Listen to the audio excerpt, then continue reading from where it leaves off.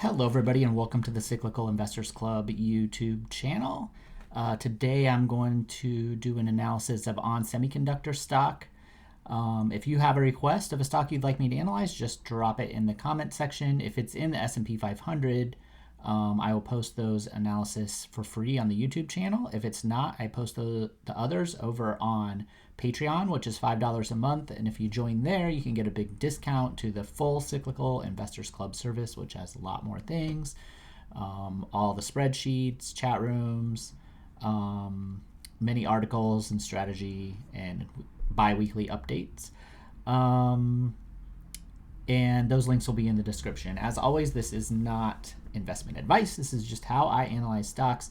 And in particular with ON, I'm going to look at what price I would consider buying it as it comes off this kind of super upcycle. So the first thing that I always check is historical earnings cyclicality. And as you can see, let's get out of the current period for a moment here. Let's go back in time. We can see that, well, coming out of the dot-com boom, they had negative earnings. I don't know what they were before that, but definitely a big down cycle there. During the Great Recession, earnings fell more than 50%. During the 2012 sort of slow period in the economy, earnings fell almost another 50% off their peak. The good news is they did recover their peak very quickly, earnings-wise. That's the sign of a high-quality cyclical business. And then during COVID, we have another 50% decline over 2 years.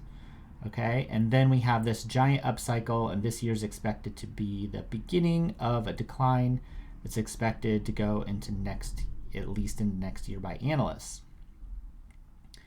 So this would be a deep cyclical stock. So with deep cyclical stocks, the main mistake people make during this time frame is they will look at the PE ratio here with 13 and maybe look at the growth rate. So if you just look at the earnings growth rate on fast graphs, it's 20%.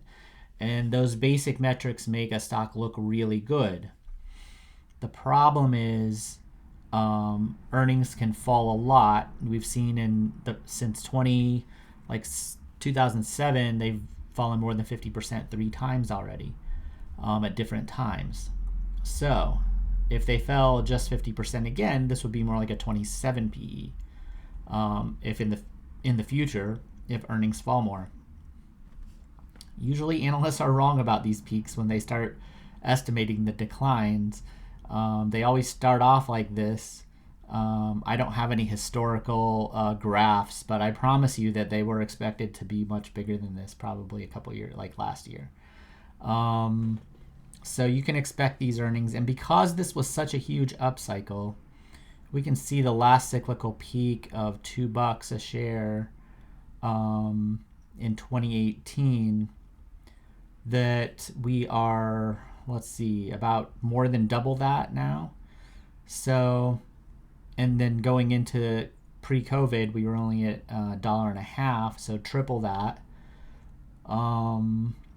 Now, there is an underlying secular growth trend underneath this. So it's true that I would say 2 things are true. One is the troughs are probably going to be higher each time. That's what we want to see if we're considering investing in a deeply cyclical business. So this trough is higher, this trough is higher, this trough is higher. Probably, even though I doubt that this will be accurate, the trough will probably be higher than the 2020 trough, earnings-wise. So you can invest, if you invested in the 2018 peak, and let's just say we took the super cycle money out of it, and you held until, say, here, you could have got a 16% CAGR. You just would have had to hold through this big downturn. So it's not that you can't buy and hold these stocks. It's just that it's not very pleasant to do so. And I would say this super cycle is so big that they've experienced that it will be extra unpleasant this time around, probably. I mean, that's what I would bank on. So because this type of growth isn't going to go on forever. There's going to be a down cycle, usually with any kind of semiconductor stock. Just about, you don't want to be holding them through the downturns usually. I have a very good record with semiconductor stocks in general. AMD, we bought AMD right at this bottom here, along with Micron. Had a couple others that were close that didn't quite hit, and it's produced a double since then.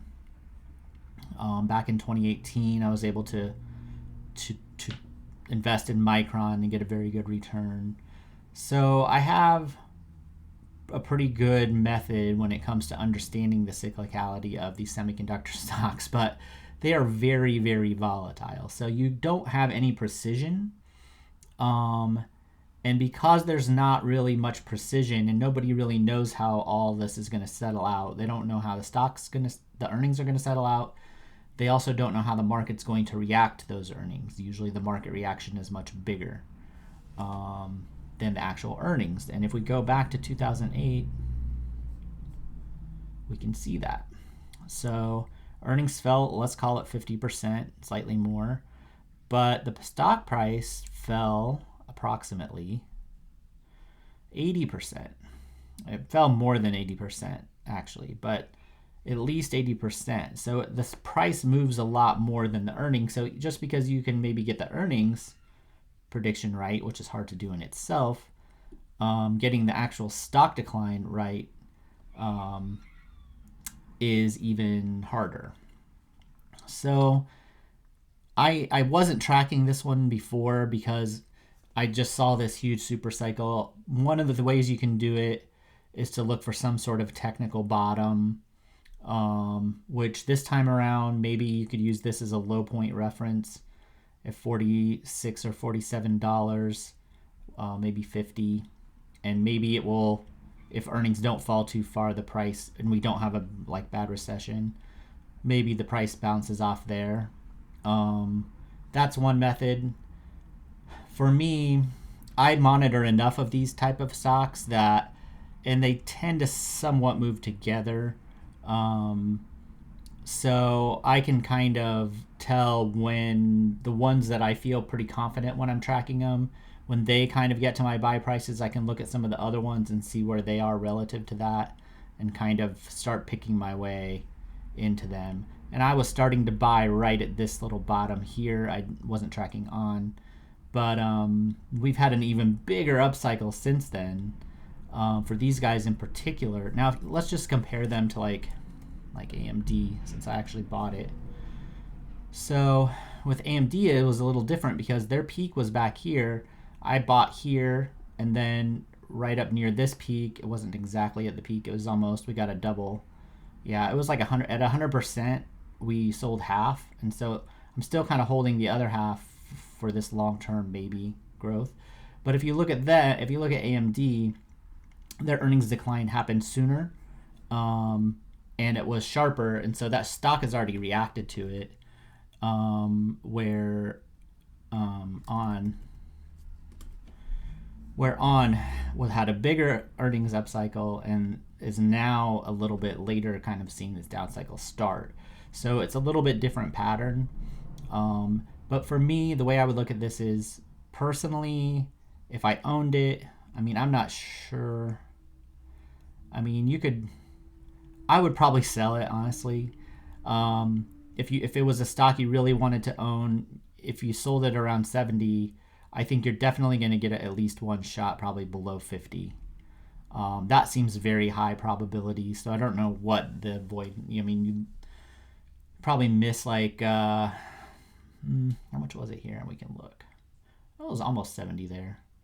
So if we have a similar decline as we had just back there, yeah, you could miss like a 30-35% decline, and then buy kind of under $50 if it's something you were really worried you were going to miss out on. I'm not that type of investor. I don't care if I miss out on a particular stock. There'll be other ones in my mind that I'll be able to buy. So yeah, I would probably be a seller if I owned it. If I was waiting to buy, personally, my buy price is 80% off the high. But which would be 22, a little under $23 a share, 68% lower than it is here. That sounds a little crazy probably to some people, but if you just look back, you can see it fell 80%. AMD, when I bought it just last year, had already fallen 65% off its highs.